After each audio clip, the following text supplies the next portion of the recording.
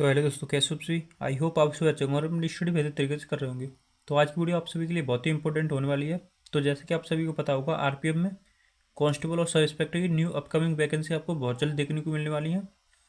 तो आज की वीडियो में मैं आपको बताऊंगा आरपीएफ कांस्टेबल की ट्रेनिंग कैसे होती है, उसकी ट्रेनिंग टाइम पे सैलरी कितनी होती है और टोटल लीव कितनी मिलती है उसको ट्रेनिंग टाइम पे, और ट्रेनिंग के क्या क्या रूल होते हैं, और जॉब प्रोफाइल कैसी होती है और उसके प्रमोशन क्या क्या होते हैं, और जॉब कितने आवर्स की होती है। इन सभी टॉपिक पर आज की वीडियो में बात करेंगे। बट उससे पहले अगर आप हमारे चैनल स्टडी दी अपडेट पर नए हो या हमारी वीडियो को पहली बार वॉच कर रहे हो, तो प्लीज़ वीडियो को लाइक करके चैनल को सब्सक्राइब कर लो और पास में बेल आइकन को प्रेस कर लो, जिससे आने वाली वीडियो की नोटिफिकेशन आपको सबसे पहले और सबसे जल्दी मिलती रहे। तो अब चलते हैं अपनी वीडियो की तरफ। तो आपके सभी प्रोसेस होने के बाद, जैसे कि सीयूटी, फिजिकल, मेडिकल वगैरह सभी प्रोसेस होने के बाद आपके पास आपके घर पर आपका ज्वाइनिंग लेटर आता है, जिसमें कि आपका ट्रेनिंग सेंटर और उसकी डेट अलॉट की जाती है कि उस डेट को आपको वहाँ पर रिपोर्टिंग करना होती है।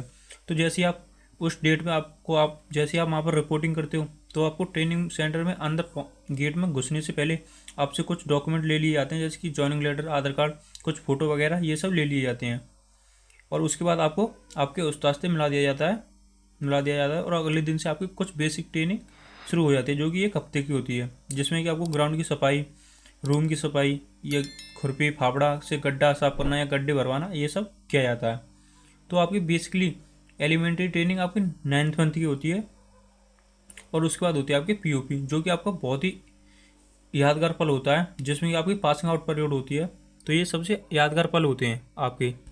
तो अब बात करते हैं आपके, जैसे ही आप अपने उस्ताद से मिलोगे तो वो आपको आमद आमद में आमद कर दिया जाएगा, मतलब हॉस्टल में आपको ले जाया जाएगा और वहाँ पर आपको हॉस्टल अलॉट कर दिया जाएगा। उसके बाद आपको टोली नंबर और चेस्ट नंबर दिया जाता है, जिससे कि आपकी पहचान होती है। एक टोली में कम से कम 30 से 40 कैंडिडेट होते हैं, और वहीं पर आपको मैच सुविधा दे दी जाती है। और अब बात करते हैं आपके डेली शेड्यूल की, जो कि आपका ट्रेनिंग टाइम में बहुत ही इंपॉर्टेंट होता है। तो जैसे ही आप सुबह मॉर्निंग में जगोगे तो आपको 4:30 तक जगना होता है। तो ये आपको गर्मी और सर्दियों के अकॉर्डिंग होता है। वहीं पर गर्मियों में आपको 4:30 पर जगना है, तो वहीं पर सर्दियों में आपको 5 o'clock तक जगना होता है। तो जैसे ही आप जग जाते हो, तो आपको जैसे ही 4:30 बजे जग जाते हो, तो आपको 5 बजे तक आपको ग्राउंड में पहुंचना होता है, फ्रेश होके शेविंग वगैरह करके। तो यहाँ पर आपको शेविंग डेली करनी होती है। और जैसे ही आप ग्राउंड में पहुंच जाते हो, तो ग्राउंड में आपको सबसे पहले आपके उस्ताद आपकी काउंटिंग करते हैं, और उसके बाद आपको एक वहाँ पर सर्कल होता है 400 मीटर का, जिससे कि आपके 10 से 12 राउंड लगवाते हैं रनिंग के। जैसे रनिंग कराने के बाद ये एक सेट हो गया, उसके दूसरे सेट में आपको 4 से 5 राउंड फिर से लगवाते हैं उसी सर्कल के।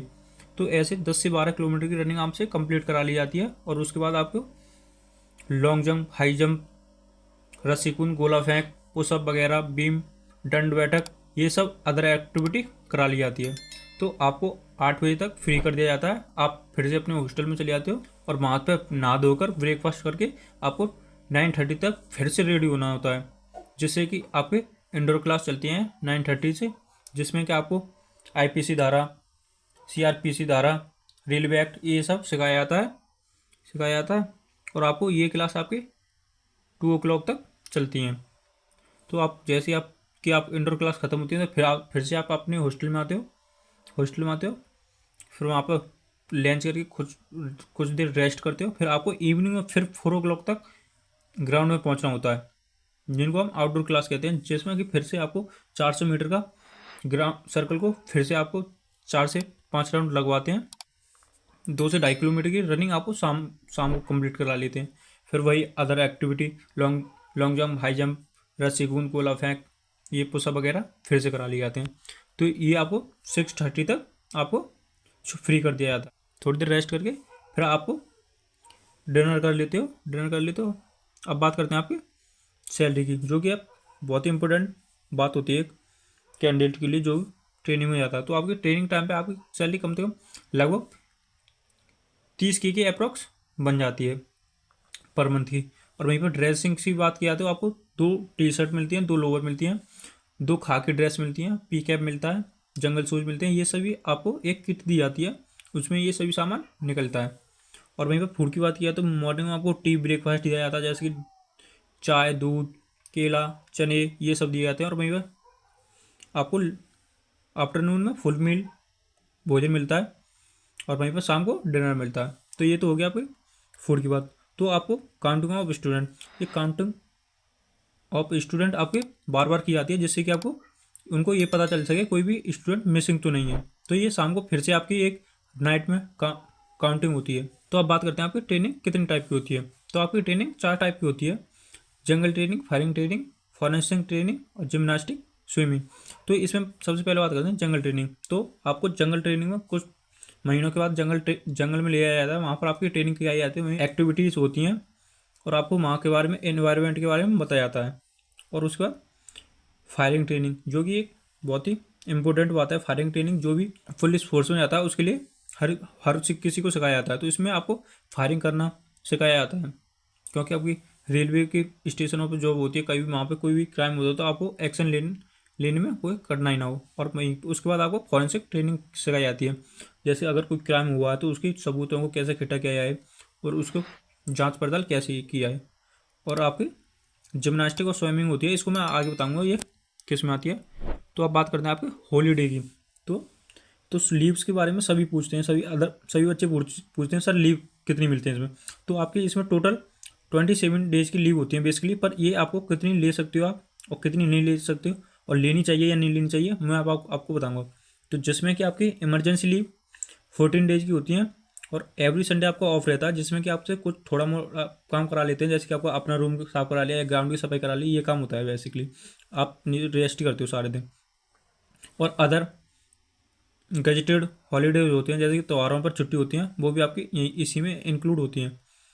तो आपको अब मैं बताना चाहता हूँ आपको हॉलीडे लीव्स लेनी चाहिए या नहीं लेनी चाहिए। तो बेसिकली किसी को प्रॉब्लम हो जाती है तो लेना ज़रूरी भी होता है। तो मैं बताना चाहता हूँ आप इमरजेंसी ज़्यादा से ज़्यादा 14 दिन की लीव ले सकते हो।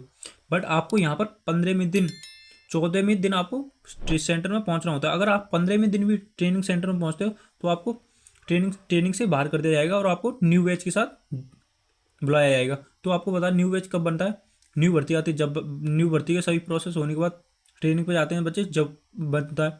तो ये और न्यू भर्ती आने में बहुत काफ़ी टाइम लग जाता है। तो ये आपके लिए यहाँ पर बहुत ही गलत बात हो जाएगी अगर आप 15वें दिन पहुँचते हो तो इसलिए आप 14 दिन में से अपने हिसाब से लीव्स ले सकते हो, ज़्यादा मत लेना पर। और आप बात करते हैं अगर टोटल एक्सपेंडेड, आपका टोटल का खर्चा कितना आया था वहाँ पर ट्रेनिंग में। तो बेसिकली अगर कोई ज़्यादा स्टूडेंट कुछ ज़्यादा ही खर्चा करने वाला है तो उसका 8 से 10 हज़ार रुपये खर्चा आया था। तो ये अपने अकॉर्डिंग होता है को आपको क्या आप फैशन तो नहीं कर रहे हो, तो वहाँ पर आप कुछ खाना पीना, अदर कपड़े वगैरह जो भी आपके वो होती हैं रिक्वायर्ड, आप वहाँ पर ले सकते हो। और वहाँ पर अदर फैसिलिटी में आपकी स्विमिंग, जिम्नास्टिक ये सब सिखाया जाता है।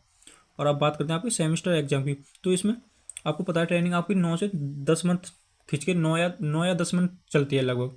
तो जिसमें कि आपको पहला एग्जाम 5 मंथ के बाद होता है और दूसरा 5वें मंथ में होता है, तो लास्ट 6 मंथ में दूसरा हो जाता है 6 मंथ के बाद।